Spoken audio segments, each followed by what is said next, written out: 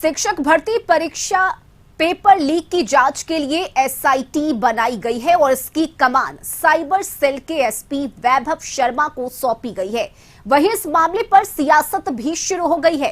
तेजस्वी यादव ने इसे लेकर सरकार पर निशाना साधा है तो गिरफ्तार लोगों के परिजन बेगुनाहों को फंसाने का आरोप लगा रहे हैं। शिक्षक बनने के लिए लाखों परीक्षार्थियों ने परीक्षा दी, लेकिन उन्हें ये पता नहीं था कि पेपर पहले ही लीक हो चुका है। मामले की जांच आर्थिक अपराध इकाई कर रही है। लगभग 300 परीक्षार्थियों को हिरासत में लिया गया। साथ ही सॉल्वर गैंग के सदस्य भी गिरफ्तार किए गए। इसके तार बिहार से लेकर झारखंड तक जुड़े हैं। जिन परीक्षार्थियों को हिरासत में लिया गया वो हजारीबाग के एक होटल में जमा थे, जहां उन्हें उत्तर रटवाया जा रहा था। जब इसके बाद बिहार के कई जिलों में छापेमारी की गई तो नेता प्रतिपक्ष तेजस्वी यादव ने कहा कि सरकार बदलते ही बिहार में माफिया राज आ गया। 17 महीने में कोई पेपर लीक हुआ था क्या? और इसी को कहते हैं असल माफिया राज। अद्भुत है भाई, सरकार बदलते ही भाजपा जैसे आ गई सरकार में, एडमिट कार्ड के पीछे आंसर लिखा हुआ है। देश में ऐसा कहीं नहीं हुआ, ये अद्भुत। कुछ लोग माफिया राज खत्म करने की बात करते हैं, लेकिन हकीकत में हो क्या रहा है? ये बिहार में 70 दिनों के अंदर 2 लाख से ज्यादा लोगों को नियुक्ति पत्र हम लोगों ने बांटा।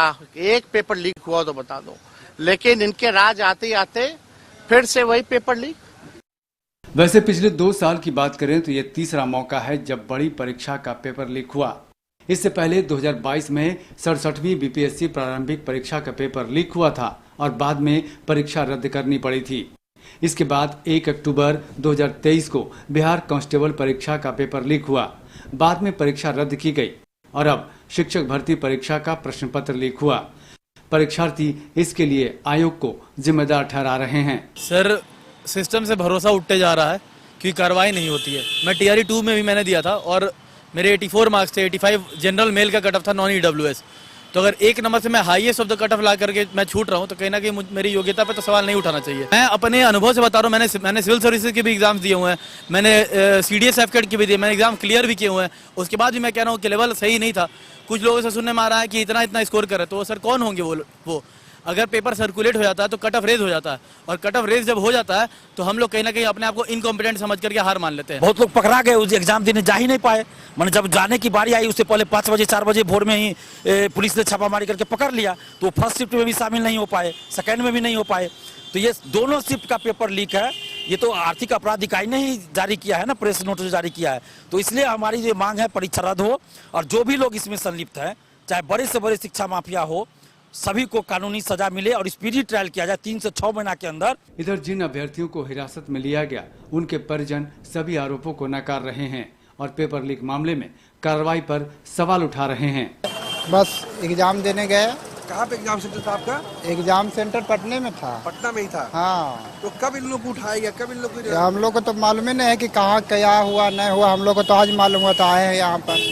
तो ये जो आरोप लगाया गया है कि आप लोगों ने परीक्षा दी है, पेपर आप लोगों ने परीक्षा प्रश्न पत्र को सॉल्व किया है, आप लोग एक तरीके से आरोपी है। ऐसा कोई बात नहीं है सर, मेरा तो ऐसा कोई अथी नहीं है। मेरे जो आदमी फैमिली जो गए हैं उनको तो कोई ऐसा है नहीं। जैसे बस में पकड़ा ना, तो बस अगर बस को पकड़ा गया तो बस में तो सब है, ऐसा नहीं कि सब दोषी है, उसमें निर्दोष भी तो है। जब बस को पकड़ा गया, नहीं कि होटल में पकड़ा गया या पेपर पढ़ते हुए पकड़ा गया, ऐसा कुछ नहीं था। बस से जा रहा था, बस को पकड़ा गया, तो बस में तो निर्दोष भी होगा ना। इसमें सरकार को देखना चाहिए ना। मामले की जांच ईओयू कर रही है और इसके लिए 8 सदस्यों वाली कमेटी बनाई गई है। ब्यूरो रिपोर्ट, कशिश न्यूज।